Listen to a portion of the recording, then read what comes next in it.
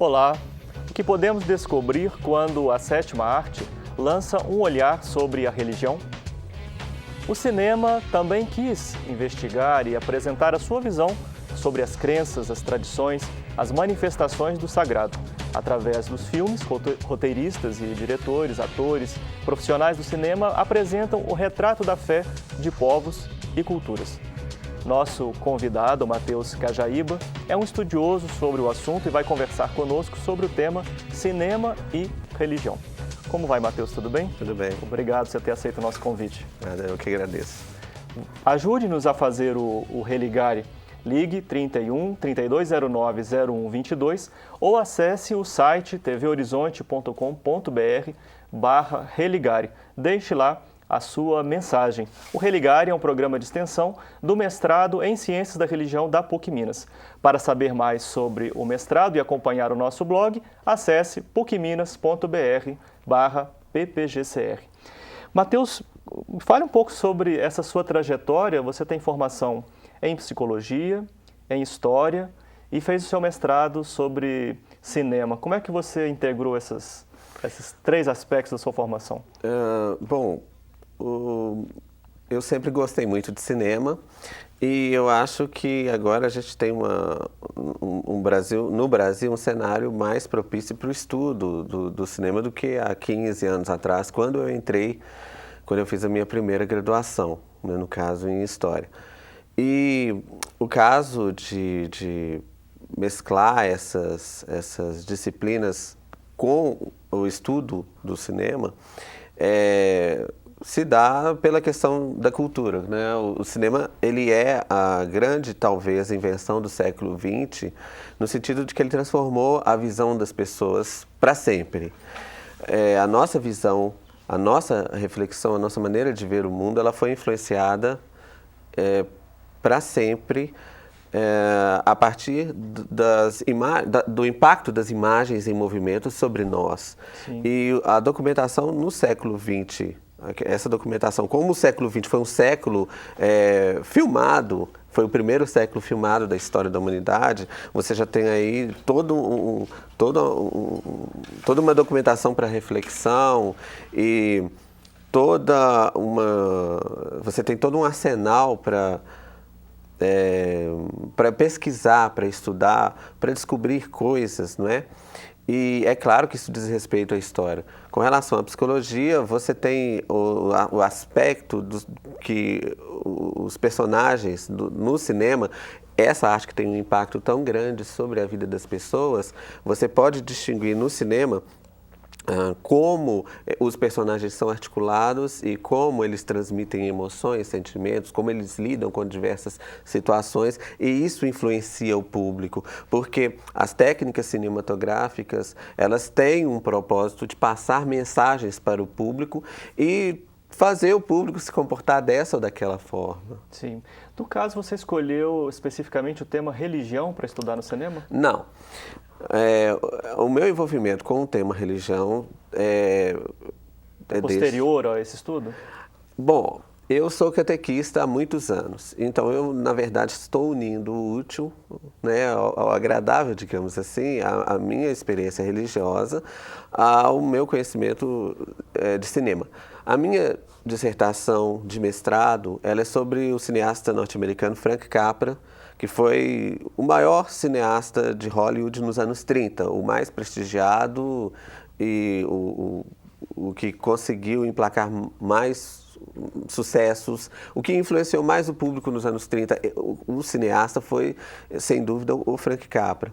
E ele tem um filme muito interessante que fala especificamente sobre o assunto religião, e é um filme extremamente polêmico, chamado A Mulher Miraculosa, que trata das igrejas pentecostais, que já na época se utilizavam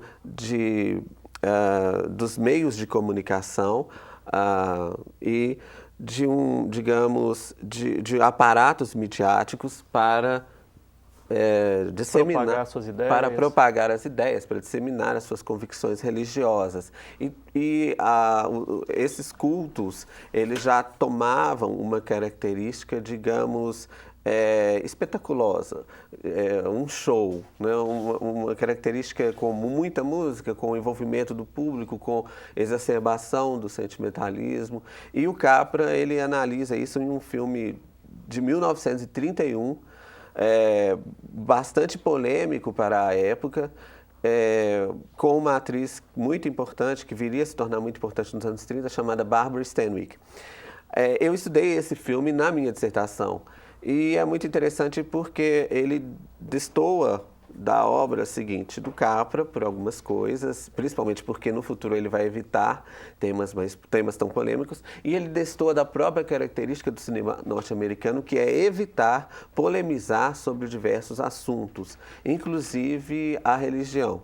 Sim. Você identifica assim, motivos para essa fase da história do cinema nos Estados Unidos? Bom, para você evitar temas polêmicos, né? A que se deve isso? Bom, o cinema norte-americano é um cinema de mercado. E cinema é uma arte que exige um investimento financeiro muito alto. Então, as indústrias cinematográficas, elas investem muito dinheiro nas suas produções e elas querem um retorno que seja o mais garantido possível. Só que cinema é meio como que apostar em corrida de cavalo. Às vezes, um filme que você não dá nada por ele explode na bilheteria, e às vezes um filme que você investe muito dinheiro, tanto em publicidade quanto na produção e na distribuição, esse filme naufraga. Então, é um risco. O cinema é um investimento bastante arriscado. Para agregar o maior número possível de de espectadores, o que o cinema vai fazer? Justamente evitar polemizar, evitar entrar em conflito com determinadas... dissensos, né? Exatamente. Ele vai evitar polêmicas para atingir o maior número possível de pessoas. Então, ele vai evitar polemizar com assuntos que incomodem parcelas da população. Daí, isso envolve a religião? Claro, isso envolve religião. No caso, vai haver uma censura nos Estados Unidos, que não é bem uma censura, é uma autorregulação que vai entrar em vigor a partir de 1934. Essa autorregulação diz respeito a um movimento que, inclusive, começou começou através de setores ligados à Igreja Católica Norte-Americana, que agregou, num segundo momento, movimentos protestantes, que exigia a moralização dos filmes, porque aconteceram realmente na década de 20, que é chamada nos Estados Unidos o tempo um tempo de muita euforia, tanto econômica quanto cultural, e os filmes refletem um pouco isso, e os próprios atores também refletem um pouco isso. Então, é uma época de muitos escândalos, atores se envolvendo com drogas, atores se divorciando, casando novamente, e não havia nenhuma regulamentação na entrada, por exemplo, de crianças no cinema, né? Não havia nenhuma regulamentação com o conteúdo que os filmes exibiam. E o conteúdo dos filmes, que era visto por muitos como sendo extremamente não diria libertário, era extremamente libidinoso, né, que é a palavra melhor, associado ao comportamento de muitos astros de Hollywood, porque nos anos 20 você já tem o nascimento do Star System, você já tem atores que cativam o público, você já tem revistas de cinema, você já tem publicações de cinema, então você tem um público cativo e tudo mais, você tem cinemas lotados com 5.000 pessoas, então você já tem uma transformação muito grande no comportamento social, e os setores mais conservadores, que são representados pela Igreja Católica e, no segundo momento, por igrejas protestantes, principalmente de cidades onde há muita concentração de imigrantes, esses movimentos vão se organizar e vão exigir da indústria cinematográfica uma autorregulamentação. E daí, essa indústria, em 1934, baixa um código de conduta. Os filmes teriam que se adequar a determinados padrões. Então, temas como consumo de drogas, homossexualismo, relações interraciais, divórcio, adultério, assassinatos explícitos não poderiam ser mostrados. Esses temas teriam que ser banidos. E isso não é algo do governo. É interessante o seguinte, é algo da própria indústria cinematográfica. Mas aí você pode me dizer, você pode me perguntar, mas como assim? Como que a indústria cinematográfica tinha tanto poder? Porque ela tinha também as salas de exibição. As salas de exibição pertenciam às próprias produtoras. Isso vai mudar na década de 50, quando a Suprema Corte declara que é inconstitucional esse monopólio, porque elas produziam e distribuíam os próprios filmes. Daí a situação vai mudar e esse código começa a decair.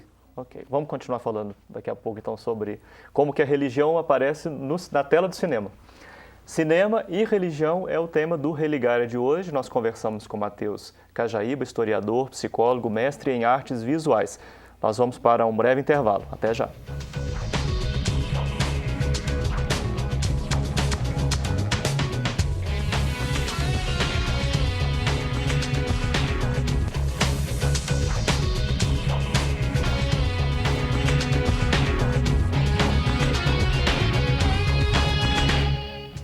Hoje falamos de um tema que sempre despertou a curiosidade dos profissionais da sétima arte, cinema e religião. São vários os títulos que o público pode encontrar quando o assunto é religião na grande tela. Nosso convidado, Matheus Cajaíba, historiador, psicólogo, mestre em artes visuais, nos apresenta um pouco mais sobre o assunto no Religário de hoje.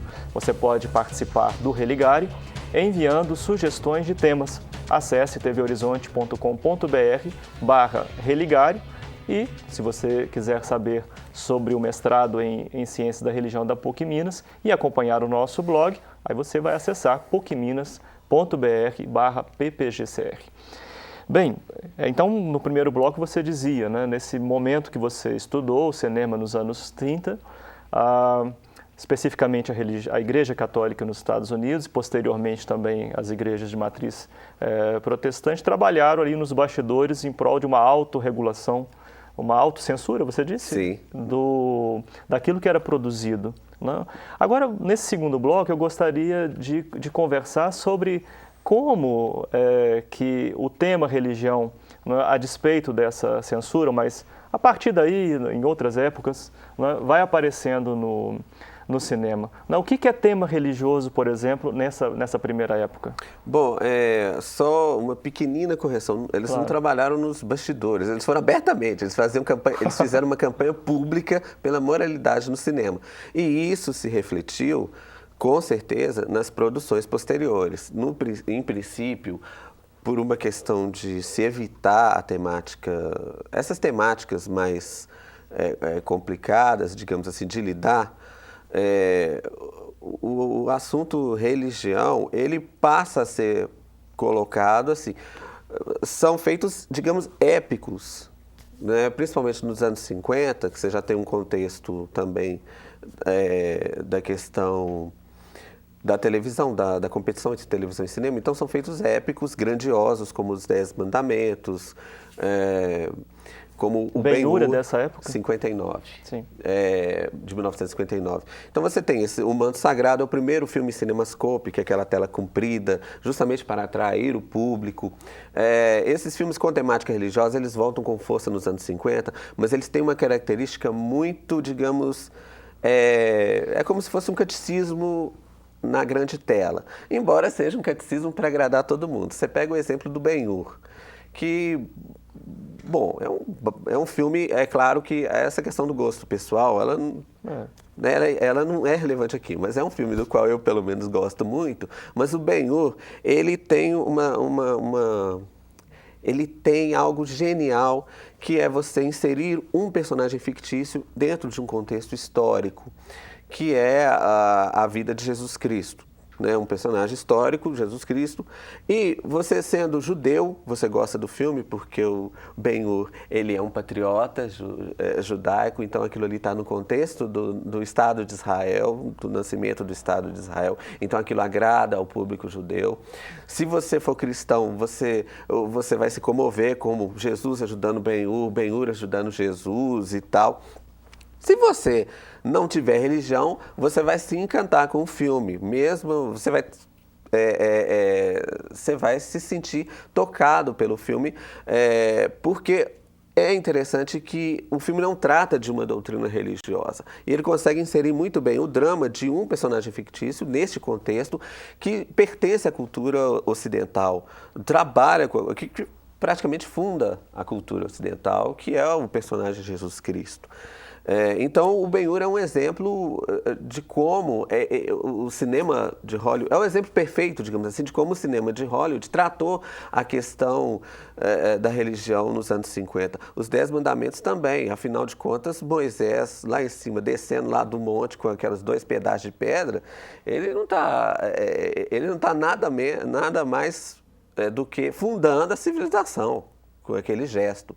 Então, não tem como você não se identificar com aquilo. E é justamente em cima desses épicos que Hollywood vai arrecadar muito dinheiro e passar uma ideologia, digamos, agregadora junto ao público. Não vai polemizar em torno disso. Até a linguagem cuida assim, da literalidade do texto, né? Quase que é um passar das páginas do texto bíblico para a tela. Sem dúvida. É um pouco isso, não? Sem dúvida. Você pode até, por exemplo, eu até no curso que eu ministro de cinema e religião, eu até comparo com os alunos a primeira versão de Os 10 Mandamentos e a segunda versão. A primeira versão é de 1927, anterior à censura. Eu não sei se é 27 ou 23, me perdoe a data. A primeira versão dos anos 20, do Cecil B. DeMille, 1923, desculpa, a data certa é 1923, Cecil B. DeMille.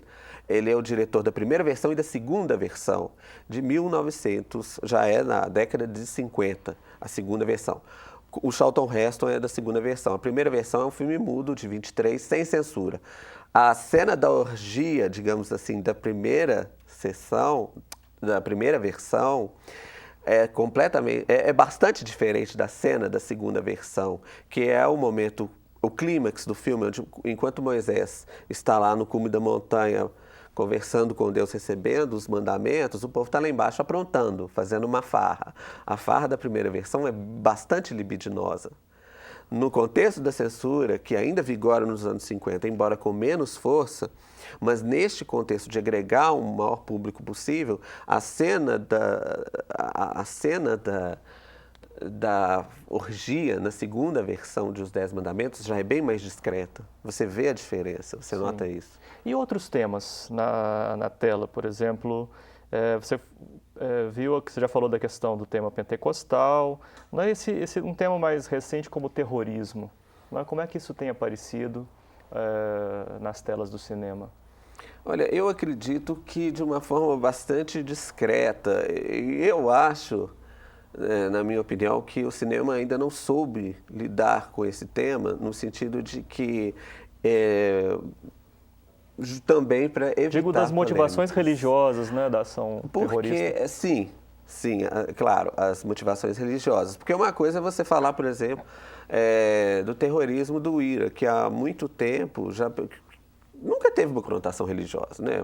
Vamos refletir um pouco sobre a situação da Inglaterra, do Reino Unido, Irlanda do Norte, Eire, essa situação aí que está muito mais para a política do que para a religiosa. Mas a questão, digamos, do fundamentalismo islâmico, né? Eu acho que o cinema ainda não soube abordar isso. Você tem o filme Paradise Now, que, digamos, é o ponto de vista de 2 terroristas palestinos. O que é o terrorismo? É um ato de legítima defesa? Não é? Eu acho que o cinema não soube explorar isso pela questão da polêmica. Eu acho que falta, não sei se coragem ou se formação intelectual, estudo, mas é um terreno muito espinhoso que os cineastas não querem se arriscar. Tá. No caso do budismo, você destacaria alguns temas, com alguns filmes com essa temática budista? Olha, tem um filme que eu acho muito interessante. Tem um filme que não trata propriamente de religião, chamado A Copa, que é o primeiro filme realizado no Butão, né, aquele paísinho simpático da Ásia, sobre um grupo de monges que se reúnem para assistir a Copa do Mundo da França em 1998. Não tem a ver exatamente com religião, mas é interessante pela questão da tradição com a modernidade, a tradição religiosa, como ela se mescla com a realidade, com a modernidade, digamos assim, naquele contexto tão, digamos, fechado, eles estão tão isolados, e você tem os rapazinhos lá do mosteiro doidos para ver os jogos da Copa, e os jogos ainda são de madrugada, eles têm que sair do mosteiro sem ninguém saber, aquilo é muito interessante. Mas um filme que eu destaco é um filme chamado Sansara, que trata da questão do celibato entre os monges budistas. É um filme que fala justamente de um rapaz que entra em conflito porque ele, ao mesmo tempo, ele quer as duas coisas. Ele quer experimentar o amor, mas ao mesmo tempo ele está indeciso entre a experiência religiosa dele que exige o celibato. É um filme muito interessante para resumir os elogios que eu tenho a ele. Sim. Esse tema, eu sei que você estuda mais o cinema norte-americano, mas uma breve palavra sobre o cinema nacional. Esse tema religioso, ele costuma aparecer também no cinema brasileiro? Só pediria uma brevidade na resposta, nós estamos encerrando. Eu destacaria O Pagador de Promessas, que é um filme que trata de uma maneira bastante exemplar as contradições do catolicismo no Brasil, as contradições do catolicismo hierárquico, digamos assim, o catolicismo estruturado numa hierarquia, no magistério da igreja, nos ensinamentos, nos sacramentos, com o catolicismo popular, que é uma mescla, que é algo que eu considero singular na América Latina, eu considero singular no mundo inteiro. O catolicismo no Brasil, ele é um corpo estranho, a prática do catolicismo no Brasil, muito sentimental, muito pungente assim, nesse sentido, e aquele católico assim, que mistura muito a sua prática religiosa com outras devoções e tudo mais. Eu acho que o Pagador de Promessas mostra muito esse conflito. Ok. Matheus, foi excelente nossa conversa de hoje. Agradeço muito você ter vindo aqui falar com a gente sobre esse tema, cinema e religião. Muito obrigado pelo convite. Religare hoje fica por aqui. Continue conosco na internet. Acesse pucminas.br/ppgcr para acompanhar o nosso blog. Eu agradeço a presença do nosso convidado, Matheus Cajaíba, e a sua companhia. Um abraço muito cordial e até a próxima semana com mais um Religare, Conhecimento e Religião.